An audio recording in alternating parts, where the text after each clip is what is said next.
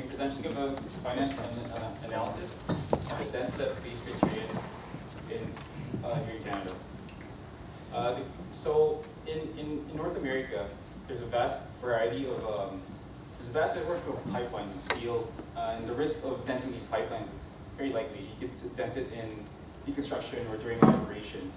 And in the current Canadian Criterion, we're only measuring dent depth. It's based on the dent depth. So failing the dent or failing a pipe is based on the indentation depth and not on the strains. Whereas in the American code, you could strain a pipe, and when you dent a pipe, and the maximum strains could occur around the indentation. And you can see that here, I'll just use my mouse, that here in the maximum indentation depth, the strains are right beside it. So you could pass the dent depth criterion in Canada, but you could also have a weaker and structurally less stable pipe based on the strains that it's experiencing. So our procedure for analysis is that we're trying to find a way to find the strains just based on the dent profile. So we try to find an indentation, replicate that on Abacus, which is what I'm doing. Create a profile of the indentation, and this graph is pretty much just like, this is my props. Imagine this pipe, just unravel it into a flat plane, and then you indent it. I extract those results. I provide GK, my colleague here, who's creating the relationship between the profile and the strains. He validates his results with my FEA model, and then he compares that with the depth-based criterion used in Canada. Now, in order for him to validate his model with my FEA, I have to validate my model first with the models present in the literature. And how I did that is with these steps. So the model I created was in 2 seconds, 1 second per step. At the initial step, there's contact between the indenter and the pipe, but you apply the boundary conditions at the very end. You're trying to replicate a condition where the pipe is pretty much in the field. You restrict it from any lateral movement.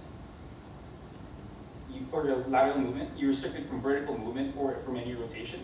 And you also support the bottom of the pipe, representing the ground that's supporting the pipe when you're indenting it. Within the first second, you try to apply the dent, and you also pressurize the pipe, similar to what pipelines have in them, about 20% of the yielding capacity. Here it's at the end of the first second.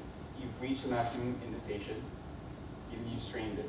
After the first second, you release it. You release the pressurization, and you also release the indentation, and you get this. You yield the pipe. There's no more contact between the indenter and pipe. So now with this graph, it's the indenter reaction at the tip of the indenter and also at the surface of the pipe. The blue line represents Gadini's model, which is the model that I'm comparing my FEA with, whereas the red line is the model that we created. It's very similar, although there are some minor differences. It may just be like the plastic relationship that I received, but it pretty much validates our model. Okay. So now that we validated the model, we're trying to recreate a scenario where it's more realistic, where the depth profile is unsymmetric about the x-axis or the y-axis. You're trying to create a multi-apex indenter similar to, say, a rock, or maybe an excavation tooth when it hits the pipe indentation. That's what we're trying to replicate. So the next step is that we're trying to create a parametric study on the 5 different indentations, on 5 different wall thicknesses, and 5 different indentation depths. That's about 125 models, and we're still trying to create that.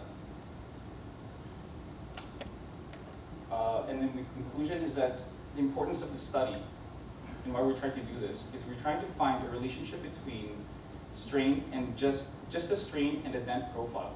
So we don't have to create an FEA analysis or an FEA model to analyze the strains based on the indentation depth. Okay, I want to repeat that again.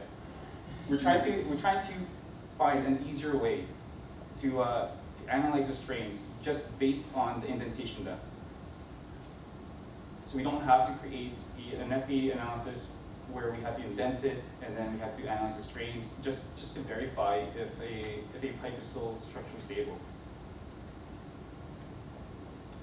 And that pretty much concludes my presentation.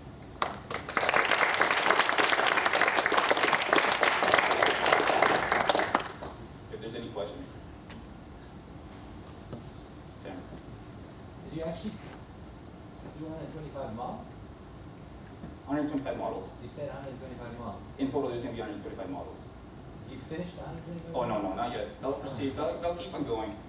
With Abacus, you can program Python to create to vary certain parameters, but you could automize that. So you create like a master model, and then you apply your code, and then you create a series of different models. Where are we? Where are we right now?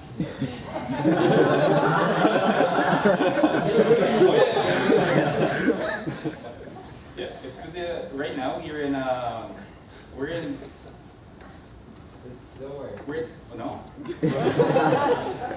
Yeah, I kind of tried to dull down the technicality of this presentation. I didn't want to try to put together this. Yes. As you kind of implied, your indenture was fairly pipeline friendly, it's like bullet shaped. That's right. And that excavator tooth might be more appropriate. So I guess my question is, if you're trying to find a relationship between indent depth and maximum strain, isn't it also a function of indenture shape? Or is the intent for this to be like a code guideline for design where you would take essentially the worst possible indenture shape and then get your relationship on that based on that? So if I get this correctly, the maximum strains can also be a function of the indenture type, or of course the shape of the indenture. I know there have been physical tests using an actual excavator tooth cut from an actual bucket. Those are, I guess the worn tooth is a little bit less severe, but the new tooth is more severe, so it can make a huge difference. Okay. Yeah, I guess that is the purpose of that parametric study, is to applying different depths, or applying different indenters to create different dent profiles. And also there's another, I guess, it's another way of applying the dent, not just vertically directly on the pipe, but you can also apply it at an angle, and I guess that's another thing that we have to study.